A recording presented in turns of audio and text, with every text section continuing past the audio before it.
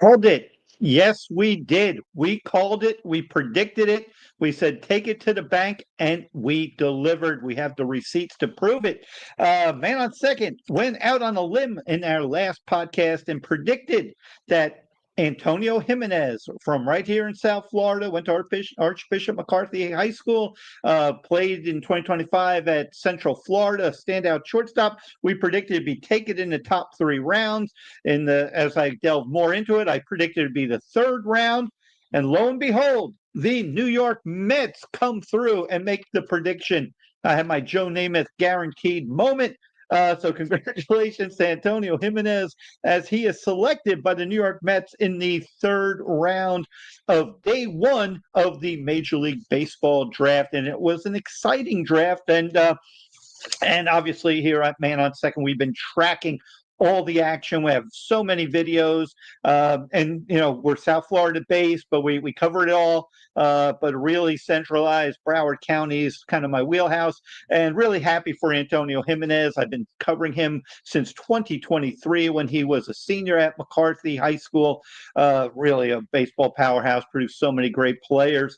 Nick Castellanos comes to mind, and Antonio now will get a chance. Obviously, he has to sign first, but I think that will be a formality, and he will sign with the New York Mets. He's in the transfer portal, so I mean, he wasn't going to go somewhere else. Now he's going to get the kind of money he was looking for, and now start his pro career. But let the business side take care of itself. Also predicted to be among the top 100 players, slightly off on that because the Mets took him with the 102nd pick, not in the top 100, obviously, but certainly not far removed.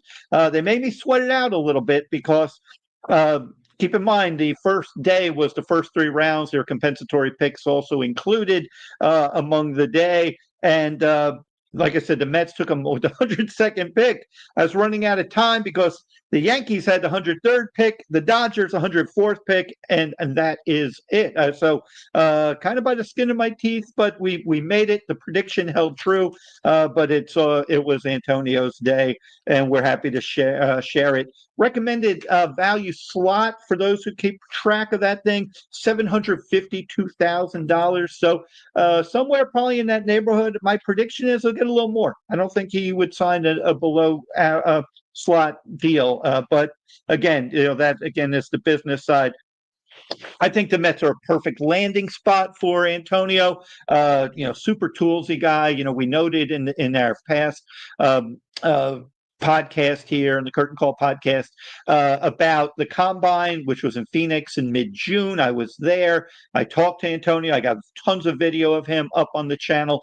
And but I noted that he in batting practice, when he hit the ball 108.4 miles an hour off the bat, and he's always had the plus arm, and he maybe had the strongest arm of all the shortstops there. Once he checked those boxes, I'm like, he's on his way. This kid will be drafted. And, I did think the 3rd round made a lot of sense. Great organization to go to in the Mets.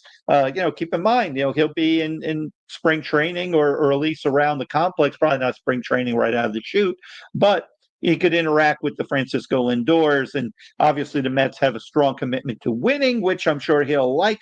And we'll see how it goes from there. Again, the plus arm, the plus power. So let's see the hit tool come along.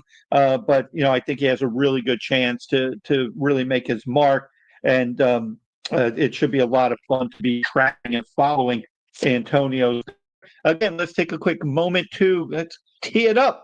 Please like and subscribe to the channel. Was busy tracking all those first few rounds, especially paying attention to players who I have videos up here on the Man on Second channel. Obviously, the South Florida players. We only had the one player from down here go in the first 3 rounds from South Florida. I apologize. There's a University of Miami player. I don't have his name, but he was selected yesterday, so apologies for not including him. But we will not exclude that UM did have a pitcher, I believe, who was drafted. I think Antonio can stick at shortstop. But I probably see him more as a third or second baseman, or if he's utility, he'll play it all. But I think there's so much tools there. I think he's going to really, really flourish and have a good career. But again, this is kind of the beauty of the Man on Second channel. Kind of what my vision when we created this channel was to, I'm tracking these players. I'm getting to know them a little bit more intimately. Obviously, I covered the big leagues and still do to various degrees, but to my desires as I'm building my own little enterprises here. But the ability to give exposure to these players, and if in some small way that helps them move on, that's a win. And so we'll consider Antonio a win for Man on Second. But obviously he's the one that's doing it.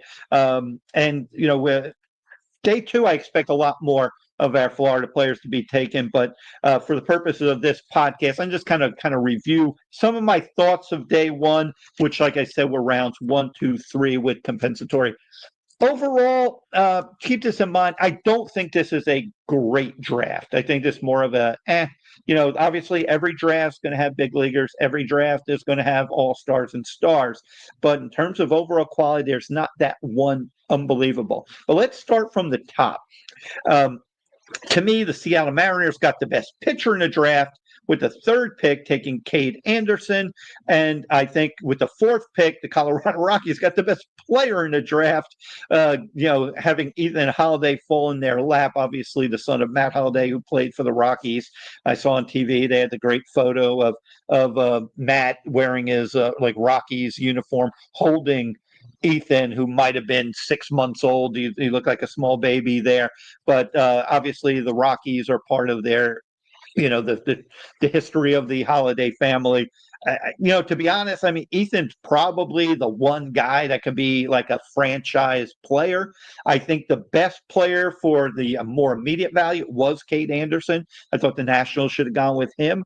But the LSU pitcher, but he goes to Seattle. Unbelievable spot for him because Seattle's already rich in pitching, and obviously you can never have too much pitching because it breaks and it regresses and it has some good years and bad years. To me, Nationals had the number one pick. Clearly, the firing of Mike Rizzo and Dave Martinez, they're going more analytical, which for better or worse. And I think they kind of dropped the ball here. Eli Willits going 1-1, 17 years old. I think they said the youngest player selected since Ken Griffey Jr. I mean, Ken Griffey Jr. is a Hall of Famer and an all-time great. And, that's kind of hard to put Eli or any player in that breath. But obviously upside. But clearly, I think that I wrote it down. Yeah, the value for the number one pick is 11,075,900. Eli ain't going to come in close to that. He'll probably make 9.3, which I think would be 100,000 more than last year. They're always looking to set a record, but keep this in mind too. I think Scott Boras represents Ethan Holiday, so never underestimate signability when it comes to such things. Second round, the second overall, the Angels with a stunner going with Tyler Bremner from University of California, Santa Barbara. Again, that's over a $10 million slot, 10,250,000, almost 253,000, just under that. That's for the slot. I don't think Tyler's going to see that, but 9 million, 9, something like that. That's going to be obviously a good payday. And then as you kind of look at the draft, let's take it to the Marlins. My kind of thoughts on the Marlins picking seventh. I thought they did okay. I mean, I liked the seventh pick. I liked Arquette, the shortstop from Oregon State. The big kid's like 6'5". They're putting like a Chris Bryant type of comp on him. They think he could kind of stick at shortstop, though. Very athletic, very toolsy. The college numbers, you can make an argument the best, or at least the most productive bat in the college position player. Obviously, there were some high school shortstops on the board. The Marlins passed on that. The value, the slot value, just under 7.15 million. So it's $7,149,900. Again, we'll see. I'm very interested to see how close the Marlins get to signing to the slot value. Maybe Arquette gets the full value. Maybe he just gets a flat 7.1 or something. But I do like the player. Do I love him? I'm not sure about that. I don't see him staying at shortstop. 6'5". He's very rangy, but I do like the impactfulness of the bat, and obviously very toolsy guy, and he's close to assuming because of his age, because there's a lot of talk about going with the Carlson kid out of Corona High School out in California. He was on the board. JoJo Parker, they were on the board, but the Marlins went with the college. And then after that is where I'm less enthusiastic about what the Marlins did. Not to say these players don't have promise and won't hit the big leagues at some point or even be productive, but to me, in terms of how the draft works, they got Cam Canarella, their competitive balance A pick, at outfielder from Clemson with the 43rd pick, and then the second round pick, which only 3 picks afterward with 46 overall. They took Brandon Compton. I did see Brandon.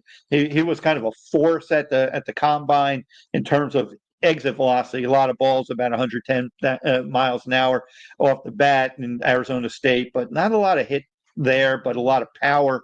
And then they finished their day off in the 3rd round with 78th overall pick. With Max Williams, outfielder from Florida State. Interesting to me, the Marlins went for 4 college guys instead of high school. And this is where my critique gets a little bit, and I'm going to be very curious to see if signability. I don't really always like to do this with the Marlins, say, the cheapness factor. But, the 4 college guys tells me that there's some pressure now to win at the big league level. They're not going to spend in free agency. We know that. They probably aren't going to sign many of their guys to extensions. If they do, it'll be a couple, which will probably be just wrap around a few ARB years, maybe 1 year of potential free agency. But I don't see anything substantial with the Marlins doing much, especially before the new CBA. But so maybe there's a little pressure now that the team goes into the All-Star break 7 under 500. They were at 1.16 under. So there are some rays of optimism based on performance. But obviously attendance is abysmal. They did actually today. I got an email from them that they're pushing the season tickets for 2026. So I think going with the college guys over the high school guys could tie into that to try to get some guys into their system and get to the big leagues, because that's going to be how it's going to be. They're just not, they don't draw. And, but the downside of this philosophy is you're not taking necessarily the best player available. And the player I really thought they should have gone with, they had like 3 or 4 chances to take him. Quentin Young, the 18-year-old from California, the nephew of former big leaguers Delman and Dimitri Young. Quentin Young, to me, might be the best player in the draft as time goes on. Meaning, this guy just 6'6", 225. I mean, the Marlins are crowing about the Compton guy hitting the ball 110. Young was hitting the ball 115 miles an hour. Super athletic for the size. There's going to be swing and miss, but there's swing and miss in all these guys that are selling out for power. It's just kind of the nature of the sport. But I think Quentin Young, clearly, I think a lot of teams are going to miss. The Minnesota Twins took Quentin, 54th pick overall. They list him as a 3rd baseman. He played shortstop, and he's it looks like a tight end for Ohio State. And he's playing there, and he moves around well. I got a lot of video of Quentin on the site. To me, the Marlins would have been, they had 3 shots at the apple, but that's why I say it'll be interesting to see. Quentin is a LSU commit, so I anticipate he will sign with the Twins, probably overvalue to make that deal happen for them. But did the Marlins, not want to go a little bit over to sign him at any of their picks? Or like I said, the Marlins, if there's pressure to win now, or at least in 2026, at least giving the hope of that I'm sure the investors, the people that the ownership will want to start seeing, you can't just keep drafting 17, 18-year-olds. I'm sure that's what they're saying, and better projects, guys a little bit more raw. And, maybe it's the way, Bendix right now, everyone's kind of happy about what he's done, but still going to be the body of work. The second half is still going to determine a lot. And, maybe the thought process was, we don't have time to wait around for Quentin Young or the Carlson kid out of Corona. We need something that could get and move fast through the system to get to the big league. So that's kind of my 2 cents on the Marlins. Overall, I think they did okay. Like I said, I don't think they did terribly. No knock on those who weren't in the first. I do like the first rounder, and ultimately you're graded on your first round pick, the highest pick. All teams will get production from a 10th rounder or 20th rounder. So we'll give the Marlins some props, for the Arquette kid, and I'm curious to see how he does. He seems very interesting. And just some man on second observations here. A player, like I said, when I was at the combine, my eyes see. That's the thing. I can evaluate, so I can see. My eyes see what the computers ultimately tell people, and I saw immediately, without a lot of history on Quentin Young, but seeing him, I'm like, this dude is going to be picked pretty high. And then pretty much my assessments of him were exactly what the Twins were saying when I was reading their report. Same thing with Jimenez, my evaluation, not asking some scouting director, moi, man on second. We know, we see, we've done this a long time, and we usually are right. Our track record says it. Like I said at the top, we guaranteed Antonio going top 3 rounds. No one told me that. We guaranteed it. We deliver. And that's what we do here on Man on Second. But the guy that really caught my eye, too, this guy, left-handed hitting catcher from New York, from Hapag, I can't pronounce it, I'm sorry. But Michael Oliveto. Michael Oliveto showed a really nice left-handed swing. I was watching it because it's hard to read. You can't. There's over 300 guys there. You can't record everybody, and I have to talk too because I interact with people, contacts of mine, people I've known, and you exchange information, exchange thoughts and observations, and but I saw Oliveto take one BP round, and I'm like, whoa, I better get my camera out.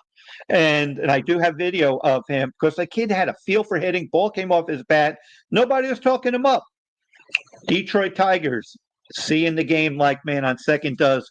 34th overall pick. Congratulations, Michael Oliveto, getting taken by the Detroit Tigers. Everyone's talking about a big surprise. Well, that's why I don't prejudge. I see, we make evaluations. So I'm happy. Keep an eye on him. Michael Oliveto videos are up on the channel. And the Reds do it again. They know how to take pitching. And they know how to develop. They took Aaron Watson from Trinity Christian Academy, 51st overall, second-round pick for Aaron Watson from up in Jacksonville, Trinity Christian Academy. Now, I saw Aaron at the state playoffs in the, I think it's 2A. Yeah, 2A. They were in the semifinals. I think it was Berkeley Prep out of Tampa. And Watson was pitching. He drew, of everybody at the state playoffs in Fort Myers, the Florida high school state playoffs, of all the players there, the one player that drew obvious scouts, probably about 50 of them, was Aaron Watson. Now, I saw he was invited to the combine, but I'm not sure he was there. I didn't personally see him there. Doesn't mean he wasn't there interviewing with people. But Aaron Watson, I can see, I knew right away he was throwing 92, 94. Just feel for pitching, the 6'5" body, athletic enough, smooth delivery. I just reposted a video of him. Great secondary pitch. Was committed to Virginia, and I even noted Virginia commit, but I guess recently he had flipped that to the University of Florida. But I don't expect I'm sure the Gators will, kind of probably figure this out. But your second-round pick, you're going to sign, and the Cincinnati Reds do a tremendous job evaluating. So Yeah, now we're into day two. I'm getting this up before day two. It's going to be a lot of rounds. This should be when we start seeing some of our South Florida kids. I do anticipate seeing guys go from that 11th round to 20th, but I'll be watching to see if my boy Jordan Rich from American Heritage gets selected today.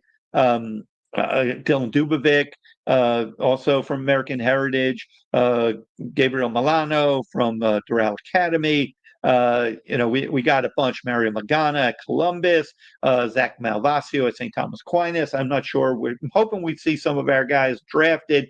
Nick Diaz from Stoneman Douglas. Keep an eye on the Marlins with Nick Diaz. I'm curious if they show interest and take Nick sometime on day two. So that would be my kind of teaser there. And another one, J.C. Martinez, outfielder from Taravella.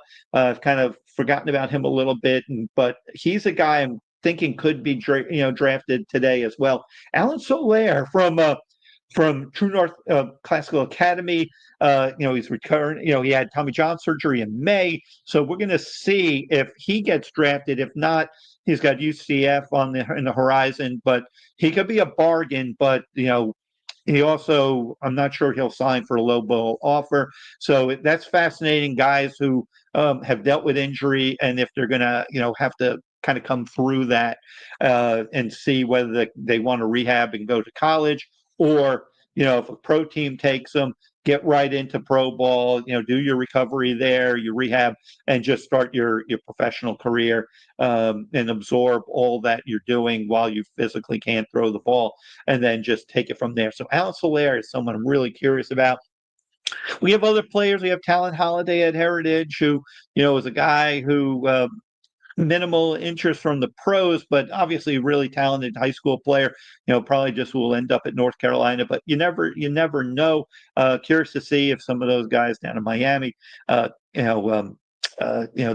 some sleepers out there too that we got to keep an eye on to see if they get drafted as well. We do have a lot of videos. Encourage everybody continue to follow the channel here, the Curtain Call podcast. It's funny. It got a good little bounce yesterday after the Mets took Antonio. But one last reminder before we get out of here: please like and subscribe to the channel as we grow this thing. But a lot of fun covering the draft. A lot of fun to cover Antonio Jimenez, and very excited for him, his family, and everyone that was part of his development. Congratulations to Aaron Voracek, who was the McCarthy coach, now at American Heritage, for being such a good high school coach for these players. And I think next year we'll be talking about Justin LeBron, who also was with Aaron Voracek, as he will likely be drafted. Everything keeps tracking this way, but we'll worry about 2026 and 2026 right now. Let's finish up day two. Again, thanks to everyone for the support. Congratulations to all the players drafted. It's an exciting time. Keep an eye on the channel, because we're going to keep flooding it, and we're going to get this draft out of the way, and then we'll kind of turn the page to 2026 and see what's going on there. But thanks, everyone. We'll catch everybody in the next video.